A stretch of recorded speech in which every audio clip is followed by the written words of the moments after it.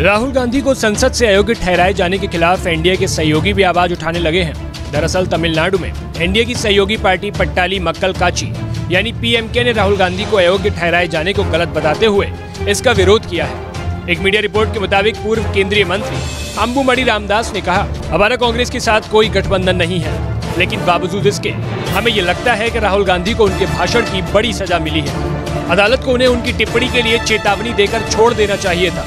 मेरे हिसाब से ये गलत फैसला है। इसके अलावा उनका पद छीनना भी गलत है। बीजेपी इतनी जल्दबाजी से बच सकती थी। उन्हें अपील करने के लिए वक्त देना चाहिए था। अगर उन्हें अभी भी अनुकूल जनादेश नहीं मिला होता तो वे कार्रवाई कर सकते थे। बता दें कि तमिलनाडु में AIADMK एनडीए गठबंधन का नेतृत्व करती है और उसी में पीएमके अहम भागीदार पार्टी है। इस पार्टी को तमिलनाडु में बीजेपी की तुलना में ज्यादा सीटें मिली थी। वहीं तमिलनाडु कांग्रेस कमेटी ने भी राहुल गांधी को अयोग्य ठहराए जाने के फैसले की तुलना एडोल्फ हिटलर और बेनिटो मुसोलिनी से की थी। इतना ही नहीं, पार्टी ने कहा कि राहुल गांधी महात्मा गांधी की तरह हैं। महात्मा गांधी के पास सार्वजनिक जीवन में कोई निर्वाचित पद नहीं था, लेकिन बावजूद उसके दुनिया उन्हें सुनती थी।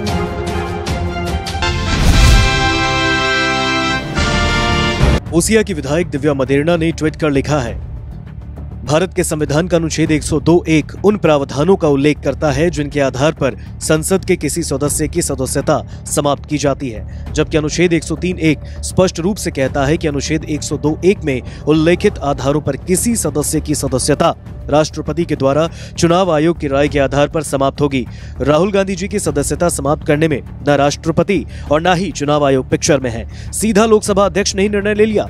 इससे बीजेपी की बदले की राजनीति का पता चलता है और ये भी साफ है कि बीजेपी राहुल गांधी जी से किस हद तक असुरक्षित महसूस कर रही है। दिव्या मदेरणा ने ट्वीट के साथ संविधान की प्रतियां भी पोस्ट की।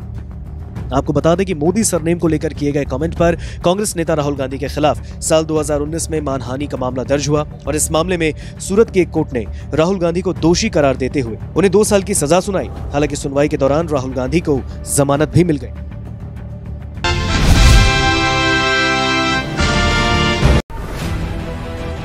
विनायक दामोदर सावरकर पर टिप्पणी करना कांग्रेस और उद्धव ठाकरे के बीच दूरियां पैदा कर सकता है।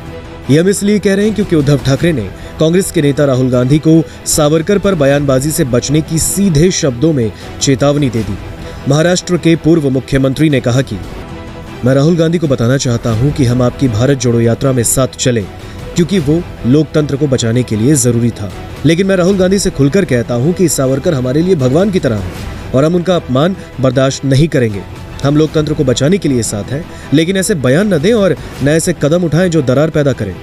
भारतीय जनता पार्टी आपको भड़काने की कोशिश कर रही है। अगर हम आज चूक गए तो हमारा देश निश्चित एक तंत्र की ओर जाएगा। उद्धव ठाकरे ने स्वतंत्रता आंदोलन के समय सावरकर का योगदान याद किया और कहा कि जो उन्होंने सहा और किया है उसकी कल्पना भी नहीं की जा सकती। कार्यक्रम के दौरान उद्धव ठाकरे ने किसानों के मुद्दों पर राज्य की शिंदे और केंद्र की मोदी सरकार को भी घेरा। उद्धव ठाकरे ने प्रधानमंत्री नरेंद्र मोदी पर सवाल उठाते हुए कहा कि ये मोदी की आलोचना करने का मतलब ये नहीं है कि देश का अपमान किया जा रहा है। अगर आप मोदी की आलोचना कर रहे हैं तो ये देश का अपमान कैसे हुआ? मोदी भारत नहीं है। क्या एकनाथ शिंदे की कुर्सी खतरे में है? क्या सुप्रीम कोर्ट छीन लेगा एकनाथ शिंदे की कुर्सी? मुख्य न्यायाधीश जस्टिस DY चंद्रचूड़ की अध्यक्षता वाली संविधान खंडपीठ ने शिवसेना के एकनाथ शिंदे और उद्धव ठाकरे के गुटों के बीच झगड़े से संबंधित याचिकाओं पर अपना फैसला सुरक्षित कर लिया है।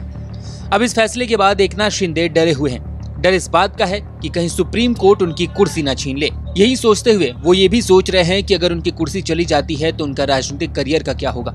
अब जानकार ये बोल रहे हैं कि एकनाथ शिंदे यही सब सोचकर बीजेपी के और करीब आने की कोशिश कर रहे हैं। राहुल गांधी वाले केस में भी उन्होंने फ्रंट फुट पर होकर बीजेपी का साथ दिया था। वहीं बीजेपी पर किसी भी हमले को व्यक्तिगत तौर पे ले रहे हैं। लेकिन सवाल ये है कि फैसला आने के बाद क्या एकनाथ शिंदे महाराष्ट्र के मुख्यमंत्री बने रहेंगे? क्या उद्धव ठाकरे के मुख्यमंत्री के रूप में वापसी की सुविधा के साथ यथास्थिति बहाल हो सकेगी?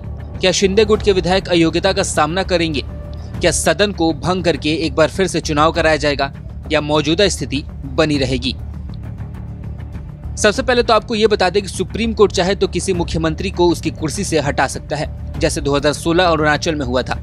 लेकिन वहां स्थिति अलग थी और यहाँ पे भी स्थिति अलग है। महाराष्ट्र के मामले ने संविधान की 10वीं अनुसूची जो दल बदल से संबंधित है उसको फिर से चर्चा में ला दिया है। मामले में शिंदे खेमे के विधायकों ने दल बदल या किसी अन्य पार्टी में विलय नहीं किया, जबकि असली शिवसेना का दावा किया है और यही बात इसे और भी ज्यादा पेचीदा बनाती है। हालांकि मुख्य न्यायाधीश डीवाई चंद्रचूड़ ने दोनों गुटों और राज्यपाल द्वारा रखी गई प्रमुख दलीलों पर सवाल उठाए। माना जा रहा है कि खंडपीठ का फैसला इन्हीं दो बिंदुओं पर टिका हो सकता है। हालांकि सीजेआई ने उद्धव गुट के सामने यह सवाल भी उठाया है कि आपने विश्वास मत परीक्षण से पहले इस्तीफा क्यों दे दिया। कोर्ट की नजर में उद्धव ठाकरे का यह बड़ा पॉलिटिकल ब्लंडर है। अब महाराष्ट्र की राजनीति को लेकर कई सवाल तो हैं, लेकिन जवाब सिर्फ एक, और वो है सुप्रीम कोर्ट का फैसला। यह फैसला सिर्फ महाराष्ट्र की राजनीति को ही नहीं बदलेगा, बल्कि कई राजनेताओं के करियर को भी बदल देगा।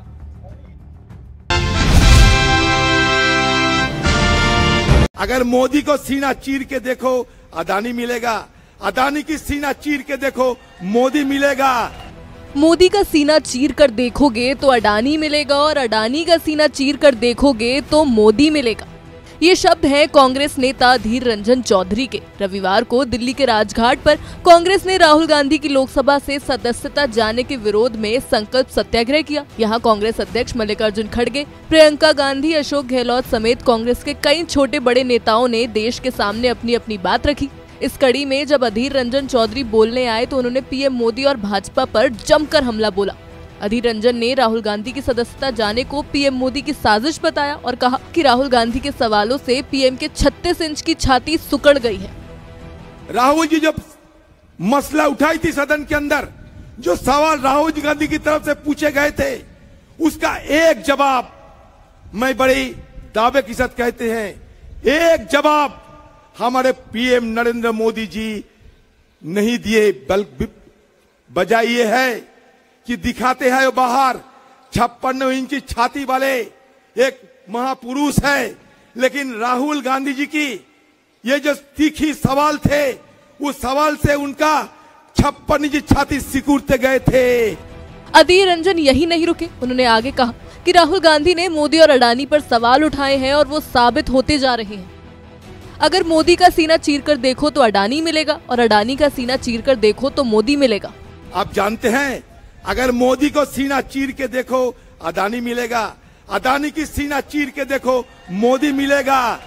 इसलिए हम लोग सदन के अंदर एक नया नारा तय कर लिए हैं, मोदानी मोदानी, अरे मोदानी मोदानी।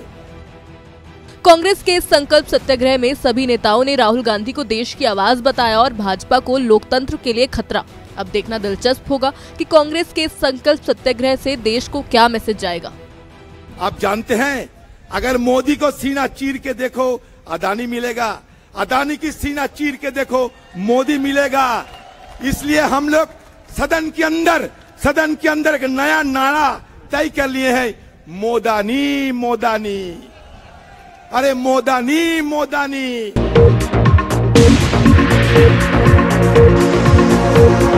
Thank you.